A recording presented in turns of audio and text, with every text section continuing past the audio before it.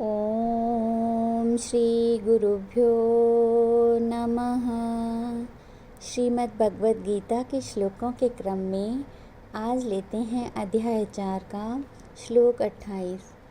द्रव्ययज्ञस्तत्पो यज्ञः योगयज्ञस्तथा परे स्वाध्यायज्ञानयज्ञश्च यतयः संचितव्रतः। भगवान आगे अर्जुन को गीता में बताते हैं कि दूसरे कितने ही तीक्ष्ण व्रत करने वाले प्रयत्नशील जो साधक हैं, द्रव्यमय यज्ञ करने वाले हैं और कितने ही तपो यज्ञ करने वाले हैं और दूसरे कितने ही योग यज्ञ करने वाले हैं तथा कितने ही स्वाध्याय रूप ज्ञान यज्ञ करने वाले हैं। मिली हुई वस्तुओं को निष्काम भाव से दूसरों की सेवा में लगाना द्रव्य यज्ञ है। स्वधर्म पालन में आने वाली कठिनाइयों को प्रसन्नता से सह लेना तपो यज्ञ है। कर्मों की सिद्धि असिद्धि में तथा अनुकूल या प्रतिकूल फल की प्राप्ति में सम रहना योग यज्ञ है। सत्य शास्त्रों का अध्ययन मनन नाम जप आदि करना स्वाध्याय रूप यज्ञ है। इसकी व्याख्या में अर्जुन को समझाते हुए योगेश्वर श्री वासुदेव कृष्ण कहते हैं, कई पुरुष तो द्रव्य संबंधी यज्ञ करने वाले हैं, कई तपस्या रूपी यज्ञ करने वाले हैं और कई योग रूपी और कई अहिंसा आदि तीक्ष्ण व्रतों से युक्त यत्नशील पुरुष स्वाध्याय रूप यज्ञ करने वाले हैं। और उन्होंने इसका व्याख्या इस तरह से की है, जैसे द्रव्य यज्ञ, दान देना ही द्रव्य यज्ञ है। इस यज्ञ के लिए मनुस्मृति और शास्त्रों में बड़े सुंदर उपदेश दिए गए हैं। ममता छोड़ने के सिवा कुछ भी देना दान नहीं है, क्योंकि माया का मालिक स्वयं ईश्वर है। मनुष्यों में कुछ भी शक्ति नहीं है, परंतु जो कुछ उसने हमें दिया है उससे ममता निकालकर हम दूसरों को दे दें, उसी को दान कहा जाता है। भूखे को खाना, नंगे को कपड़ा, किसी की सहायता करना, कुएं खुदवाना, धर्मशालाएं बनवाना, पाठशालाएं और जलाशय बनवाना, शरण में आए हुए की तन मन धन से सेवा करना, ये सब द्रव्य यज्ञ के प्रकार हैं। किंतु ये सब निष्काम होकर करने से ही सफलता मिलती है। जो दान दिखावे के लिए बदले की भावना से किया जाता है वह कभी सफल नहीं होता। भगवान ने 17वें अध्याय में भी 3 प्रकार के दानों का वर्णन किया है। पहला है सात्विक दान। दान देना तो स्वाभाविक धर्म है। इस विचार से योग्य देश, काल और पात्र का विचार करके जिसका हमारे ऊपर कोई उपकार न हो उसे दान देना, यह सात्विक दान कहलाता है। दान में अच्छी वस्तुएं और उपयोगी वस्तुएं ही देनी चाहिए। ऐसा नहीं करना चाहिए कि जो वस्तु अनुपयोगी हो वह दान में दे दें। दूसरी बात, देने में अपना कोई स्वार्थ नहीं होना चाहिए और स्थान, समय और लेने वाले की योग्यता देखनी चाहिए। वास्तव में दान लेने के योग्य वही हैं जो विद्वान हैं, भजन करने वाले हैं, दूसरों को विद्या या ज्ञान का उपदेश देने वाले हैं, गरीब, अनाथ, भूखे, नंगे आदि। धर्म स्थान और विधवा आश्रम में भी दान देना चाहिए। सभी दानों में विद्या दान उत्तम है, क्योंकि अन्न अथवा वस्त्रों के दान से तो कुछ समय के लिए आवश्यकता पूरी होती है, परंतु विद्या हमारे जीवन को सुधार देती है। विद्या दान से न केवल मनुष्य स्वयं सुखी होता है, परंतु अपने परिवार को भी सुखी रखता है।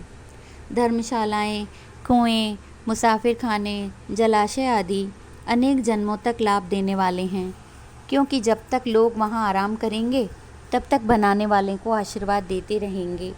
वह चाहे जिंदा हो या नहीं, किसी भी जन्म में हो, ऐसा दान जन्म जन्मांतर तक फल देता है। राजसिक दान वह है जिसमें हमारा कुछ स्वार्थ हो, कि जिसे हम दान देते हैं वह साधु, महात्मा, पंडित, धर्मशाला, पाठशाला आदि हमें कोई काम निकलवाना हो अथवा किए हुए उपकार के कारण कुछ लेने की इच्छा बाकी हो। और जो दान खुशी से नहीं, लाचार होकर दिया जाए, ऐसा दान देना व्यर्थ है। माया तो न किसी मनुष्य की है न देवता की, वह तो ईश्वर की देन है जो सभी को खर्च करने के लिए मिली है।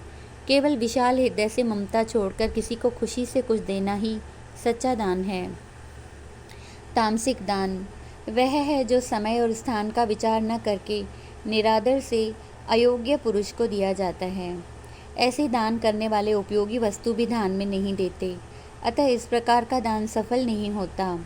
इस श्लोक में भी भगवान का द्रव्य यज्ञ का अभिप्राय सात्विक दान देने से है। दूसरा है तप यज्ञ अर्थात तपस्या। लोग तपस्या का अर्थ हठ योग मानते हैं, अर्थात पेड़ों पर लटकना, जल में खड़े हो जाना, आग के बीच में बैठ जाना, एक टांग पर खड़े हो जाना आदि। लेकिन सच्ची तपस्या तो है दुख सुख का सहन करना। गृहस्थ जीवन के कर्तव्य पालन में जो कुछ भी कष्ट आवे उनका सहनशीलता से सामना करना। तीसरा है योग यज्ञ। मन की स्थिरता को योग यज्ञ कहते हैं। इस यज्ञ में तप यज्ञ भी समाया हुआ है। योग यज्ञ के 8 अंग माने गए हैं: यम, नियम, आसन, प्राणायाम, प्रत्याहार, धारणा, ध्यान और सविकल्प समाधि। यम अंग के 5 भाग हैं: अहिंसा, सत्य, अस्तेय, ब्रह्मचर्य और अपरिग्रह। नियम अंग के 5 भाग हैं: शौच, संतोष, तप, स्वाध्याय और ईश्वर प्राणिधान। तपस्या भी इसी में आ जाती है, लेकिन भगवान ने उसे अलग यज्ञ माना है। यम के 5 भाग।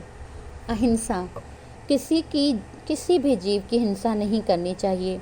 जैसे मांस खाना हिंसा है, यद्यपि यह हिंसा कोई दूसरा व्यक्ति करता है तब भी खाने वाला दोषी है।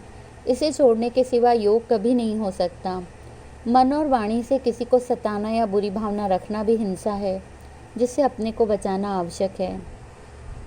सत्य, हर समय और हर किसी भी परिस्थिति में सत्य बोलना और सत्यता का व्यवहार करना सत्य है। अस्तेय, चोरी नहीं करना।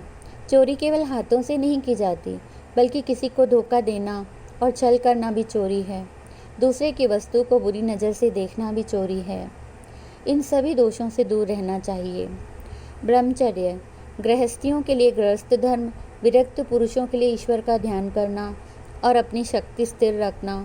जो व्यक्ति नियम के अनुसार गृहस्थ करते हैं वे ब्रह्मचारी के समान ही हैं। 5वां है अपरिग्रह। जीवन निर्वाह के लिए साधुओं और ब्राह्मणों को उतना ही दान लेना चाहिए जितनी उनकी आवश्यकता हो। गृहस्थियों को उतना ही कमाना चाहिए जितनी उनकी आवश्यकता हो। व्यर्थ बड़े बड़े व्यापार बढ़ाने से योग सिद्ध नहीं हो सकता। अब है नियम। नियम के 5 प्रकार। शौच यानी शरीर और मन की पवित्रता। दूसरा है संतोष, जो कुछ भी सहज में मिले उसमें प्रसन्न रहना। तीसरा है तप, व्रत नियम रखना, सुख दुख को सहन करना, कष्ट सहन करके भी धर्म अनुकूल अपने कर्तव्यों का पालन करना। चौथा स्वाध्याय, गुरु की शरण में जाकर सत्य शास्त्रों का अध्ययन करना, मनन करना, तदुपरांत ओम की उपासना अर्थात अजपा जाप करना। 5वां है ईश्वर प्राणिदान, ईश्वर की उपासना करना और सभी कर्म ब्रह्मार्पणम करना। योग यज्ञ के 6 अंग: आसन, प्राणायाम, प्रत्याहार, धारणा, ध्यान, सविकल्प समाधि। चौथा है स्वाध्याय यज्ञ। अधिकारी बनकर गुरु की शरण में जाकर प्रतिदिन नियमित वेदांत आदि और धार्मिक शास्त्रों का अध्ययन करके अभ्यास करके उनकी शिक्षा पर विचार करना। कहते हैं कि सत उपदेश अगर दीवार पर भी लिखा हो तब भी धारण करने योग्य है। सत्संग भी एक प्रकार का स्वाध्याय यज्ञ है, क्योंकि उससे सदुपयोग मिलता है। ज्ञान यज्ञ यानी किसी श्रोत्रिय ब्रह्मनिष्ठ महात्मा से वेदांत का अध्ययन करके आत्मज्ञान की प्राप्ति करना। आत्मज्ञान एक उच्च कोटि की विद्या है जो इस जन्म में प्राप्त करना आवश्यक है। ओम श्री गुरुभ्यो नमः।